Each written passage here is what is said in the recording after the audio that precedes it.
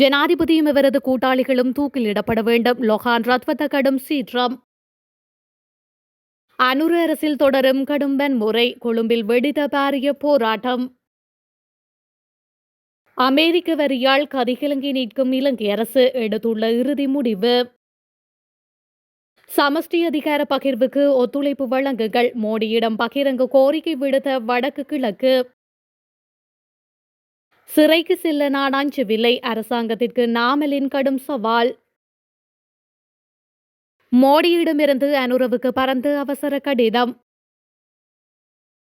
யாழில் நாகபாம்பை கைகளால் பிடித்த குருக்களுக்கு நேர்ந்த கதி. பல்கலைக்கழக மாணவர்களின் போராட்டத்திற்கு எதிர்ப்பு தெரிவிப்பதை தற்போதைய அரசாங்கம் நிறுத்த வேண்டும் என இலங்கை ஆசிரியர் சங்கத்தின் பொதுச் செயலாளர் ஜோசப் ஸ்டாலின் தெரிவித்துள்ளார். கொழும்பில் நேற்று நடைபெற்ற போராட்டத்தில் கருத்து தெரிவிக்கும் போதே அவர் இதனை குறிப்பிட்டுள்ளார்.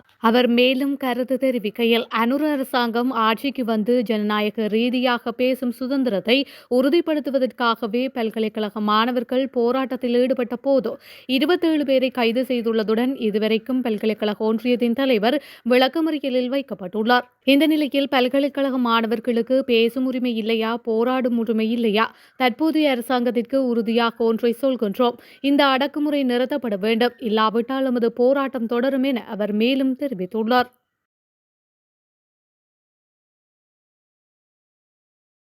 அரசியல்வாதிகள் மற்றும் அவர்களது மனைவிமார்கள் அண்மையில் கைது செய்யப்பட்டமை தொடர்பாக முன்னாள் அமைச்சர் லொஹான் ரத்வத்த ஜனாதிபதி அனுரகுமார திசாநாயக்கவை கடுமையாக விமர்சித்துள்ளார். ஸ்ரீலங்கா பொதுஜன பெரமுனவின் உள்ளூராட்சி தேர்தல் பொதுக்கூட்டம் ஒன்றில் கலந்து கொண்ட போதே அவர் இதனை தெரிவித்துள்ளார். தானும் மனைவியும் தடுப்பு காவலில் வைக்கப்பட்டதாக கூறி தனது கோபத்தையும் லோகன் ரத்வத்த வெளிப்படுத்தியுள்ளார். அதன்போது வெட்கக்கேடானது, நீங்கள் என்னையும் என் மனைவியையும் சிறையில் அடைத்தது மட்டுமல்லாமல் இப்போது மற்றுமொரு முன்னாள் முதலமைச்சரும் ஒரு முன்னாள் அமைச்சரின் மனைவியும் கைது செய்யப்பட்டுள்ளனர் என அவர் ஜனாதிபதியை குற்றம் சாட்டியுள்ளார். அதோடு 1983 தொடக்கம் 1984 ஜேவிபி கலவரத்தின் போது செய்யப்பட்ட குற்றங்களுக்காக ஜனாதிபதியும் அவரது கூட்டாளிகளும் தூக்கிலிடப்பட வேண்டும் என்றும் ரத்வத்த சுட்டிக்காட்டியுள்ளார். இதேவேளை தேசத்திற்கு நல்லது செய்தால் ஜனாதிபதியை ஆதரிப்பதாகவும், இல்லையென்றால் தாங்கள் மாற்று நடவடிக்கைகளை எடுக்க வேண்டியிருக்கும் என்றும் அவர் தெரிவித்துள்ளார். மேலும் தன்னை எத்தனை முறை வேண்டுமானாலும் சிறையில் அடைக்கலாம் என்றும், தன் மனைவியை தொட்டால் தான் என்ன செய்வேன் என்று தனக்கு தெரியாது என்றும் முன்னாள் அமைச்சர் லொஹான் ரத்வத்த ஜனாதிபதியை கடுமையாக எச்சரித்துள்ளார். எனக்கு அரச மாளிகையும் சிறைச்சாலையும் ஒன்றுதான். எனவே சிறைச்சாலைக்கு செல்வதற்கு அஞ்ச மாட்டேன். தவறுகள் இருந்தால் விசாரணை நடத்துங்கள் என்று ஸ்ரீலங்கா பொதுஜன பெரமுனவின் தேசிய அமைப்பாளர் நாமல் ராஜபக்ஷ தெரிவித்துள்ளார். இது தொடர்பில் ஊடகங்களிடம் அவர் மேலும் தெரிவிக்கையில், நாம் வேலைகளை செய்து ஆட்சிக்கு வந்தவர்கள், மாறாக பொய்யுரைத்து அரியணையேறவில்லை. ஆனால் பொய்களால் எம்மை வீழ்த்தினார்கள். மீண்டும் ஆட்சிக்கு வருவதற்கு நாம் பொய்யுரைக்கவில்லை. அரசியல் பழிவாங்கல்களிலும் ஈடுபடவில்லை. கொள்கை அடிப்படையிலான அரசியலையே முன்னெடுத்து வருகின்றோம். 2018 ஆண்டு நாம் உள்ளூராட்சி சபை தேர்தலில் வென்றபோது மத்திய அரசின் பலம் எம்பசம் இருக்கவில்லை. ஆனால் மத்தியில் அதிகாரம் இல்லை என நாம் திணறவில்லை. சேவைகளை உரிய வகையில் முன்னெடுத்தோம். ஜனாதிபதி அனுரு தற்போது போலீஸ் ஊடக பேச்சாளர் போல் செயல்படுகின்றார். எனக்கு சிறைக்கு செல்வது பிரச்சனை இல்லை. சிறைச்சாலையும் ஒன்றுதான், அரச மாளிகையும் ஒன்றுதான். எம்மீது சேறு பூசுவதால் மக்களின் பிரச்சனை தேர்ந்துவிடப் போவதில்லை, பொருளாதாரமும் மேம்படப் போவதில்லை என அவர் மேலும் குறிப்பிட்டுள்ளார்.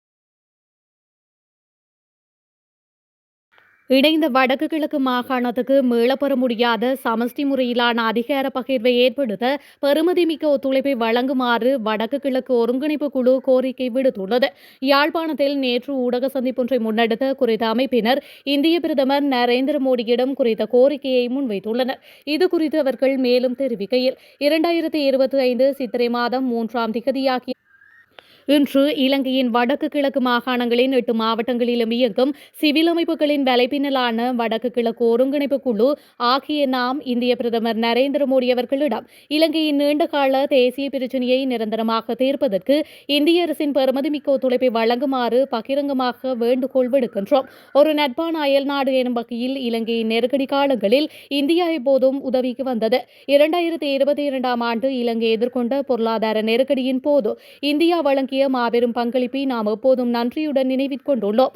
அவ்வாறே 1980களில் இலங்கையின் தேசிய பிரச்சினையை தீர்ப்பதற்கு நடுவராக இந்தியா ஆற்றிய வகைபாகத்தையும் நினைவில் கொண்டுள்ளோம். எனவே வடக்கு கிழக்கு மாகாணங்களை சார்ந்த தமிழ் பேசும் மக்கள் சமஷ்டி முறையிலான அதிகார பகிர்வு முறையே எமக்கு கௌரவமான உரிமைகளுடன் கூடிய வாழ்வை உறுதிப்படுத்தக்கூடிய நிலைபேறான ஒரு முறைமை என்று திடமாக நம்புகின்றோம். அந்த வகையில் தங்களுக்கு நல்வரவு கூறுவதுடன் இலங்கைக்கான தங்களின் உத்தியோகபூர்வ வருகையை நாம் உணர்வாக கௌரவிப்பதுடன் இலங்கையில் இணைந்த வடக்கு கிழக்கு மாகாணத்துக்கு மீளப்பெற முடியாத சமஷ்டி முறையிலான அதிகார பகிர்வை ஏற்படுத்த தங்களின் பெருமதிமிக்க ஒத்துழைப்பை வழங்குமாறு இந்த பகிரங்க வேண்டுகோளை முன்வைக்கின்றோம் என்று தெரிவித்துள்ளமையும் குறிப்பிடத்தக்கது. அமெரிக்க ஜனாதிபதி டொனால்ட் ட்ரம்ப் அறிவித்த புதிய பரஸ்பர வரிமுறையை குறைப்பதற்கும் இரு நாடுகளுக்கும் பயனளிக்கும் வர்த்தக மற்றும் முதலீட்டு கொள்கைகளில் உடன்படவும் அமெரிக்காவுடன் ராஜதந்திர மட்ட பேச்சுவார்த்தைகளை நடாத்த அரசாங்கம் எதிர்பார்ப்பதாக தொழிலாளர் அமைச்சர் அனில் ஜெயந்த் தெரிவித்துள்ளார். ஏப்ரல் 9 இந்த வரி நடைமுறைப்படுத்துவதற்கு முன்னதாக பேச்சுவார்த்தைகள் மூலம் பரஸ்பர வரியை குறைப்பதற்கான சாத்தியக்கூறுகள் ஆராய உள்ளதாகவும் அவர் குறிப்பிட்டுள்ளார். அத்தோடு வரியை தடுக்க அரசாங்கம் தலையிட தவறிவிட்டது என்ற எதிர்க்கட்சிகளின் குற்றச்சாட்டுகளை மறுத்து அமைச்சர் அரசாங்கம் சம்பந்தப்பட்ட நிறுவனங்களுடன் கலந்துரையாடியுள்ளதாகவும் கூறியுள்ளார். இதேவேளை இவ்வாறான சூழ்நிலையில் என்ன நடவடிக்கைகள் எடுக்கப்பட வேண்டும் என்பது குறித்து அமைச்சுக்கள் மற்றும் நிபுணர் குழுக்கள் போன்றவற்றுடன் கலந்துரையாடியுள்ளோம் என்றும் அவர் தெரிவித்துள்ளார். இலங்கை சர்வதேச நாணய நிதியத்துடன் ஒரு திட்டத்தில் ஈடுபட்டுள்ள ஒரு சிறப்பு பொருளாதார சூழ்நிலையை எதிர்கொள்கின்றது என்றும் பொருளாதார வீழ்ச்சியிலிருந்து மீண்டு வருவதாகவும் அமைச்சர் கூறியுள்ளார். இந்த நிலையில் புதிய வரி காரணமாக ஏற்றுமதிகளின் விலைகள் உயரும் எனவும் அமெரிக்க சந்தையில் நமது ஏற்றுமதிக்கான போட்டி குறையக்கூடும் என்றும் அமைச்சர் சுட்டிக்காட்டியுள்ளார். இவ்வாறானதொரு சூழ்நிலையில் தேவை மற்றும் ஏற்றுமதி வருவாயில் வீழ்ச்சி ஏற்படலாம் என்றும் ஏற்றுமதியாளர்கள் லாப குறைப்புகளை சந்திக்க வேண்டியிருக்கும் எனவும் அவர் குறிப்பிட்டுள்ளார். மேலும் அமெரிக்க அரசாங்கத்துடனான பேச்சுவார்த்தைகள் தோல்வியுற்றால் GSP+ வசதியின் கீழ் சிறப்பு சலுகைகளை பெறுவது குறித்த கலந்துரையாடல்கள் போன்ற மாற்று வழிகளை இலங்கை பரிசீலிக்கும் என்றும் தொழிலாளர் அமைச்சர் அனில் ஜெயந்த் வலியுறுத்தியுள்ளமை குறிப்பிடத்தக்கது. பிரதமர் மோடி நாட்டிற்கு வருகை தருகின்றார் என்பதற்காக தெருநாய்களை அகற்றுவதில் ஈடுபடுவதை தவிர்க்குமாறு இந்திய தரப்பிலிருந்து ஜனாதிபதி அனுரகுமார திசாநாயக்கவிற்கு கடிதம் மூலம் கோரிக்கை விடுக்கப்பட்டுள்ளது. இந்திய விலங்கு நல சபையின் முன்னாள் தலைவரினால் நேற்று இந்த கடிதம் அனுப்பப்பட்டுள்ளது. இந்திய பிரதமர் நரேந்திர மோடியின் வருகையினால் அனுராதபுரம் நகர எல்லைக்குள் உள்ள அனைத்து தெருநாய்களையும் அகற்ற அனுராதபுரம் ஆளுநர் அலுவலகம் முடிவு செய்திருந்தது.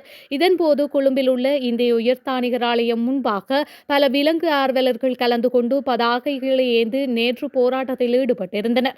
இவ்வாறானதொரு பின்னணியில் தமது பிரதமர் உங்கள் அழகான நாட்டிற்கு வருகை தருகின்றார் என்பதற்காக நாய்களை அகற்றுவதில் ஈடுபடுவதை தவிர்க்க மாநகர சபைகளுக்கு உத்தரவுகளை வழங்குமாறு இந்திய விலங்கு நல சபையின் முன்னாள் தலைவர் ஜனாதிபதியிடம் கேட்டுக் கொண்டுள்ளமையும் குறிப்பிடத்தக்கது.